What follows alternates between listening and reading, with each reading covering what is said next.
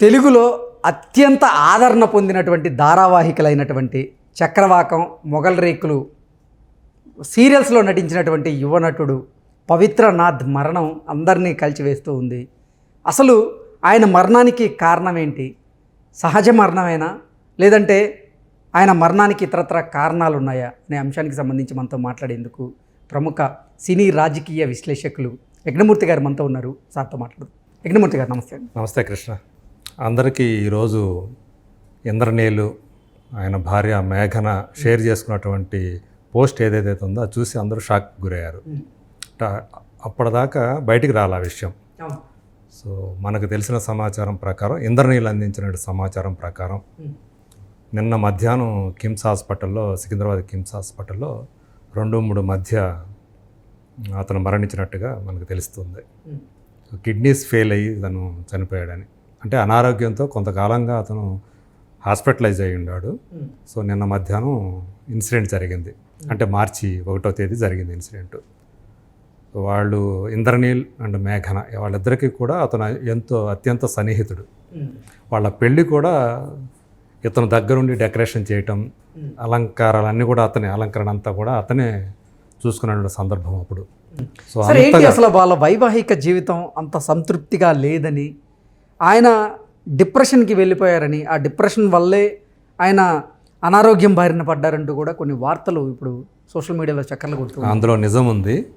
So ఎప్పుడైతే అతని భార్య అతని గురించి మీడియాకి చెప్పారో, ఆరోపణలు చేశారో, తను నేను ఉండగానే వేరే అమ్మాయిలు తీసుకొచ్చేవాడు, నేను అడిగితే నేను ఏదైనా అడిగితే నన్ను కొట్టేవాడు అని చెప్పేసి శశిరేఖ అని ఆమె, అతని మిస్సెస్, ఆమె మీడియాకి ఎక్కడంతో అప్పటి నుంచి కూడా అతను అసలు ఎవరికి కనిపించకుండా, అంటే సీరియల్స్లో కూడా అతను యాక్ట్ చేయట్లేదు.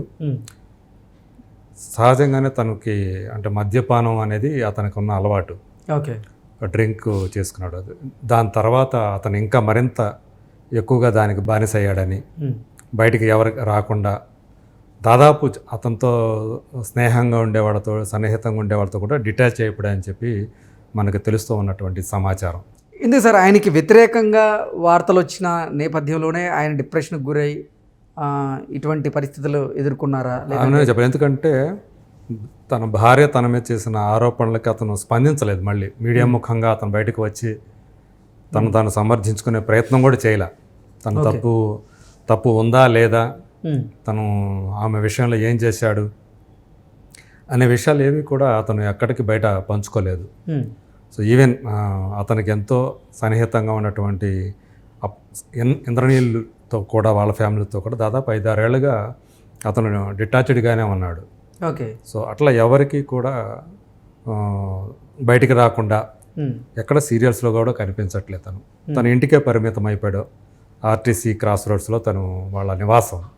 సో అక్కడి నుంచి బయటికి రాకుండా అక్కడే ఉంటున్నాడు, అంటే తన లోకంలో తను ఉంటున్నాడు అని చెప్పేసి మనకి తెలుస్తుంది. మరణ వార్త వీళ్ళకి ఎలా తెలిసింది? ఇంద్రనీల్ కుటుంబానికి అదే వాళ్ళ ఫ్రెండ్స్ ద్వారా, సన్నిహితుల ద్వారా. అంటే నిన్న జరిగింది, కొంచెం లేట్గా తెలిసింది వాళ్ళకి. సో రేపు అతని యొక్క అంత్యక్రియలు రేపు జరగబోతున్నాయి, ఆదివారం రేపు. సో దాని తర్వాత మరిన్ని వివరాలు మనకి తెలిసే అవకాశం ఉంది. దయా అనే పాత్ర మొగల్ రేకుల్లో తను ఏదైతే చేశాడో, ఇంద్రనీలుకేమో ఇంద్రే తన పాత్ర పేరు, ఇతని పేరు దయ. సో ఆ దయ అనే పాత్రలో తమ్ముడుగా, ఇంద్ర తమ్ముడుగా చాలా బాగా జనాల్లోకి చేరువయ్యాడు, జనాలకు బాగా చేరువయ్యాడు. సో అలాంటి వాడు ఇలా చనిపోయాడని తెలిసినప్పుడు ఆ సీరియల్ అభిమానులంతా కూడా ఇంద్ర అలాగే దయా అభిమానులే. సో వాళ్ళందరూ కూడా షాక్కు గురయ్యారు, ఆ విషాదాన్ని ఫీల్ అవుతున్నారు. సో దయ ఎందుకు చనిపోయాడు అంటే, తన పేరు పవిత్రనాథ్ అయినా కూడా దయా అనే పేరుతోనే అతను పాపులర్ అయ్యాడు. సో అతను ఏదైనా అతను మరణ వార్త అనేది జీర్ణం చేసుకోలేని విషయం అని చెప్పేసి చెప్తూ ఉన్నారు. పర్సనల్గా ఇంద్రనీల్, మేఘన ఇద్దరూ కూడా వాళ్ళు కూడా జీర్ణం చేసుకోలేకపోతున్నామని, ఇంత తొందరగా మా నుంచి దూరం అయిపోయామని చెప్పేసి చెప్తూ వాళ్ళు కూడా కన్నీటితోటి వాళ్ళ పోస్టులు చేసిన పరిస్థితి చూసాం మనం. ఓకే సార్, మీరు సీనియర్ జర్నలిస్ట్గా ఉన్నారు, ఫిల్మ్ బ్యూటీకి సంబంధించి మీకు ఎంతోమందితో సత్సంబంధాలు ఉంటాయి. అసలు ఏంటి అంటే ఈ పవిత్రనాథ్ గారి మీద వాళ్ళ భార్య చేసిన ఆరోపణల్లో వాస్తవాలు ఉన్నాయా? అంటే మీకున్న ఇన్ఫర్మేషన్ ప్రకారంగా ఏం చెప్తారు సార్? అతని గురించి ఇప్పుడు నేను ఎవరైతే ఎంక్వైరీ చేశానో కొంతమంది టీవీ ఆర్టిస్టుల్ని, కళాకారుల్ని ఎంక్వైరీ చేశాను. ఎవరు కూడా నెగిటివ్గా చెప్పాలి నాకు ఇంతవరకు పవిత్రనాథ్ గురించి. అతనికి వ్యసనాలు ఉన్న మాట మాత్రం వాస్తవమే. సో తను కొంచెం ఎక్కువగా తాగుతాడు ఓకే సో అనే విషయం మాత్రం చెప్తున్నారు. మరి బట్ దీని స్త్రీలోడు స్త్రీలతో మంచి సంబంధాలు ఉన్నాయి, నా ముందే ఎంతోమంది మహిళలను బెడ్రూమ్లోకి తీసుకెళ్లారు, నేను అడిగితే కొట్టారు అంటూ కూడా ఈ పవిత్రనాథ్ భార్య గతంలో కొన్ని ఆరోపణలు చేశారు, విడాకులు అడిగినటువంటి సందర్భం కూడా మనం చూసాం. ఇంకా విడాకులు అయ్యాయా లేదా అనే విషయం కూడా ఇంకా ఇలా ఎవరికి తెలియదు. సో డివోర్స్కి అప్లై చేశారు అనే విషయం తెలుసు, కానీ వచ్చాయా లేదా అనే విషయం ఇంకూడా ఇంతవరకు బయటికి రాలేదు. సో అది నెమ్మదిగా ఆ విషయాలన్నీ కూడా మనకు తెలిసే అవకాశం ఉంది టైం బీయింగ్ అదంతా కూడా. సో అతని ప్రవర్తన బట్టి చూస్తే అతను స్త్రీలోలుడా అనేది, ఆమె చేసిన ఆరోపణలు ఎంత నిజం ఉందనేది అతను ఎప్పుడూ చెప్పలేదు. నేను కనుక్కున్న వాళ్ళు కూడా ఎవరు కూడా దాని గురించి నెగిటివ్గా అయితే చెప్పలేదు. మాకైతే తెలియదనే చెప్తున్నారు వాళ్ళు. సో తను మాత్రం చాలా మంచి స్నేహపాత్రుడు. అన్నీ కూడా ఎవరికి ఏదైనా సరే పని చేసి పెట్టాలంటే ముందుండి చేసి పెట్టేవాడు.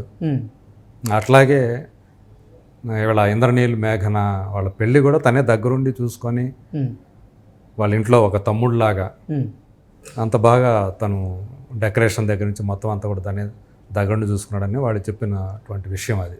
ఓకే. సో అందరూ కూడా అతని గురించి మంచిగానే చెప్తున్నారు. ఓకే. ఏంటి సార్ పవిత్రనాథ్ గారికి సీరియల్ ఆఫర్స్ కరువు అయ్యాయా, అందుకే డిప్రెషన్లోకి వెళ్ళారా, లేదంటే నిజంగా భార్య చేసినటువంటి ఆరోపణల వల్ల ఆయన పరువు పోయిందని ఆయన భావించి ఆయన డిప్రెషన్లోకి వెళ్ళారా అంటే ఏం చెప్తారు? అదే అనుకోవాలి. సో తను ఎప్పుడైతే తన మిస్సెస్ బయటకు వచ్చి అలా తన గురించి ఆరోపణ చేసిందో తను డిప్రెషన్కి గురయ్యాడని చెప్పేసి చెప్తున్నారు.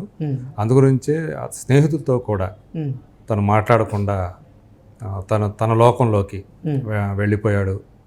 సో ఎక్కువగా సీరియల్ ఆఫర్స్ కూడా తను ఏమీ చేయట్లేదు. అంటే 5 సంవత్సరాల నుంచి ఖాళీగా ఉన్నారు అంటే కూడా మీరు చెప్తూ ఉన్నారు. అంటే ఏంటి సీరియల్లో ఆఫర్ రాక ఖాళీగా ఉన్నారా, లేదంటే ఆయన వచ్చిన అవకాశాలను కూడా కాదనుకున్నారా? ఆ డిప్రెషన్లోకి వెళ్ళిన విషయం, అలాగే తనకున్నటువంటి ఆ తాగుడు వ్యసనం ఏదైతే ఉందో దానివల్ల కూడా అతనికి ఆఫర్లు కరువయ్యాయని చెప్పేసి మనం అనుకోవచ్చు మనకున్న అందుతున్న సమాచారాన్ని బట్టి. సో తనకు తానే ఒంటరితనంలోకి అతను వెళ్ళిపోయాడు. ఇంకా డిప్రెషన్ అంటే అంతే కదా, ఒంటరితనంలోకి వెళ్ళిపోవటం. సో అట్లా వెళ్ళిపోయాడు. పైగా అంటే పిల్లలు కూడా చాలా చిన్నపిల్లలని తెలుస్తూ ఉంది, ఇద్దరు పిల్లలని. సో వాళ్ళ పరిస్థితి ఏంటి, వాళ్ళ కేర్ టేకర్స్ ఎవరు ఏంటి అనే విషయాలు కూడా మనకి తెలియాల్సి ఉంది. తన ప్రవర్తన ప్రకారం చూసుకుంటే తను మంచివాడుగానే ఇప్పటి వరకు చెప్తున్నారు. ఒక్క మద్యపానం మాత్రమే అతను దానికి బానిసయ్యాడనే విషయం మాత్రం మనకు తెలిసింది. ఓకే.